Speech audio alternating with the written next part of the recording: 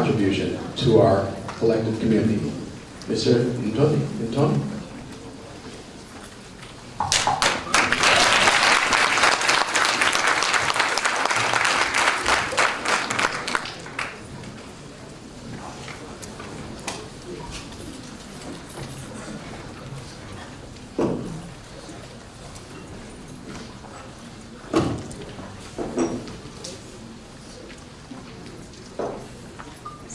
Good morning, everybody. Good morning. How everybody doing? Great. I'm Blacknificent. So, just give you a, want to know, do anybody know what libation is? Yes. Okay, that's good. So, who does not know what libation is? Perfect, that's fine. Libation is a cultural prayer that's been practiced for over 150,000 years by Africans on the continent. And it's an indigenous practices globally that Africans preserve even through enslavement. So, for instance, if you in a community or you looked at some type of black movie when somebody died and that person was hurt and they might have liquor, water, beverage, they like, I miss my friend, they pour it out. That's a form of libation.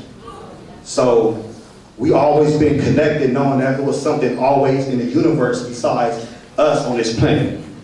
So this libation will be performed in an Akan culture. The Akan people are located in Ghana, Togo, Ivory Coast. And Akan, they believe that they was the first people to walk on this planet called the Akan folk. And in Akan, everything is through spirit. Everything is through existence. There's always a divine purpose of being on this planet. And coming to this planet, before you come, you sign a spiritual contract with God, which is Inyame. So even when a man and a woman procreates to have a child, the spirit comes through the semen, which is the sum sum, and the body, the blood is made up through the moya. So through that 9 months of procreation and creating before they come into the physical realm, Inyame commissions you, your destiny, your eternal blueprint. So class of 2017 has completed another chapter on their destiny, their blueprint.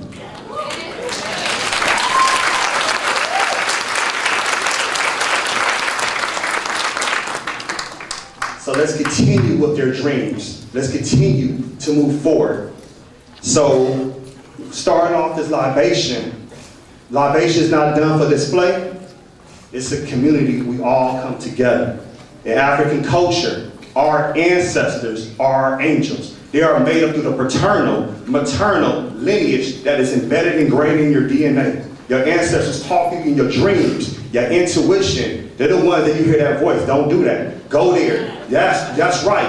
Go on the ones you probably never met, but they have a spiritual journey, a spiritual job to do when they go back to heaven, when they go back to the spiritual realm, to look over you. The things that we can't see, the things that we can't hear, the things that we can't touch, they are connected with us. So, when I start off, I will say, I go, I will. That part right there. I will let everybody say I may too, because in Ghana, when you say I go, that means hello, attention, especially if you're in the marketplace. You better get out the way when they say I go.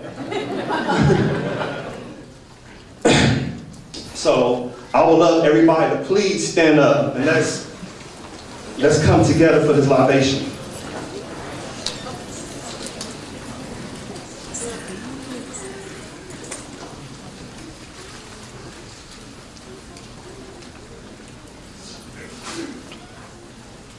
I go. Amen. I go. Amen. I go. Amen. Inyame. I say ya. Inside. Nanagobe. Inside. Sujibe. Inside. Nanaketawa. Inside. Nanaobakwese. Inside. Nano. Inside. Ignorate. Inside. Imotebe. Inside. Nanagome. Inside. Nanaosobo. Tetebe. Inside. Nanadesayam. Inside. Kokonoche. Inside. Not a Barry B inside, not a y'all, these two the first inside.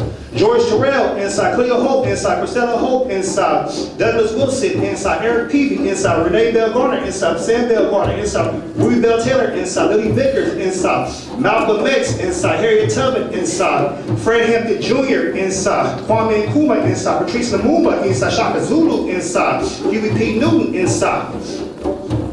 I would like for you to please call on names of your ancestors, the ones you know, socially, through your family, anybody that touched your life and your heart. Please call them down so we can invite them into space. Inside.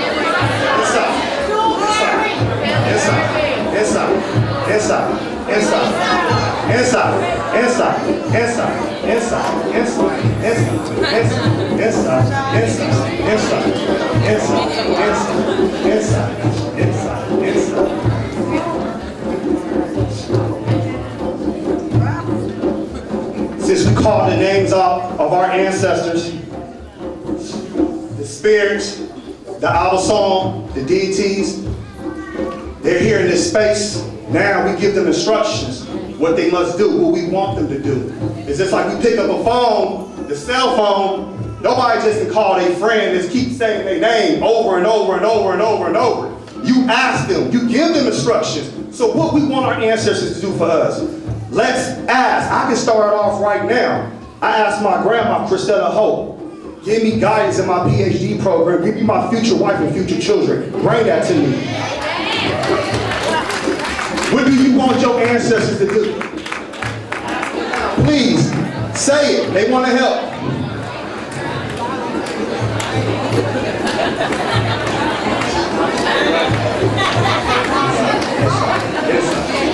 Money? Yes, inside. Inside. Inside.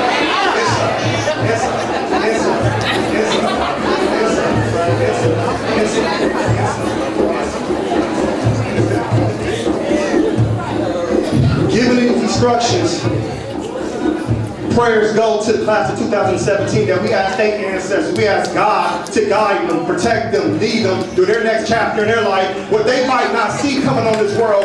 What we want them to have is financial prosperity. We want them to have, get out the economic castration that we're in, protect them from police brutality, protect them from things they cannot see that the ancestors can see. Give them guidance, knowing that they're going to be parents, already parents now. Allow them to understand what's going to happen with the next. Absorbing knowledge, gaining everything through education, not having a job, but having a career, being entrepreneurs, changing this country, changing this planet, taking it back, because it's yours. And the ancestors want to help, and they will help you. Because everything we do, we speak into existence. It's up to us to have. The universe wants to know. Just utter your words. They hear it in your mind. They're going to help you. They're just looking for you to answer and reply back. It's all yours. You reclaim it. Reclaim your culture right now.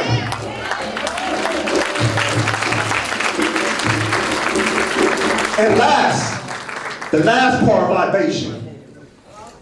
Any women in here that's pregnant or are going to be pregnant in the near future, we pray for those spirits coming into this world. Because they don't know what's going on.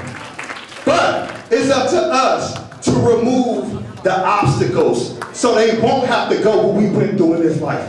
We give them the better life that we have. And those spirits coming in will be better than us. They're going to be 1,000,000 times greater than we can ever imagine. That's why we do everything not for us. In African culture, it's about the future, not us. We are instruments for the universe God. It ain't never about being individualistic. You're doing it for your future. Your dad, your grandparents, our ancestors did it for us. They sacrificed on that plantation, taking that beating, going through whatever happened in the civil rights, the Black Power movement, standing for us to be right here, right now, to be at this graduation. This is not the stop of it. Because in 100 years from now, we need to be having businesses, entrepreneurships, connected with our brothers and sisters throughout the African diaspora. That's what we should be doing, and we're doing it for them. We're not doing it for a play around for them to be jumping up on Instagram. We're doing it for them to be conscious in their mind. economic race. We ain't trying to win. We're trying to dominate another felon system. So we call it the libation for our babies coming. The next generation. They will have everything. They will rule this planet because it's for them. It ain't for us to be at the bottom of the capitalism system. Never. It's for us to overthrow the system and take back what was ours in the antiquity of Africa. So I pour out this for the children that's coming in the next 100, 200, 300, 400, 500, 1,000 years. That we might not be here, we won't be here, but we will be there spiritually for them. Yo!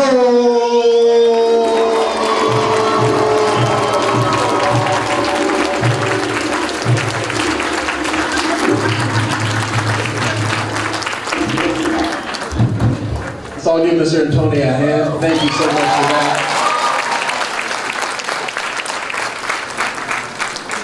And that's an example of a CSUDH alumna right there. So let's give him a hand. All right. Okay, well, where do you go from there? We are going to sing what's been called the Negro National Anthem. Lift every voice and sing. And those words should mean something to us as a people. Authored by James Weldon Johnson, an activist, an attorney, a civil rights activist, and a songwriter. There's a lyric in there, or a line or two in there, that says, "Sing a song full of the faith that our dark past has taught us. Sing a song full of the hope that our present has brought us." And our presence is sitting right here today. These graduates of 2017 are the future. They are the hope that we get for a better tomorrow. We're in a very difficult circumstance now in society. Probably not a lot different than the early 1900s when James Weldon Johnson wrote that song. In fact, you know, things may be about the same or even worse, considering the environment that we're in, where the talks of making America great again are out there, as if something has slipped away since the 50s, and since civil rights has entered the conversation, and the equal rights to live and work are now part of the landscape, and there's a real effort to roll back those things. And the current targets are Muslims and Latinos, but don't think for a minute that you're not on the menu eventually. So it's an honor to think about the words and how timely they are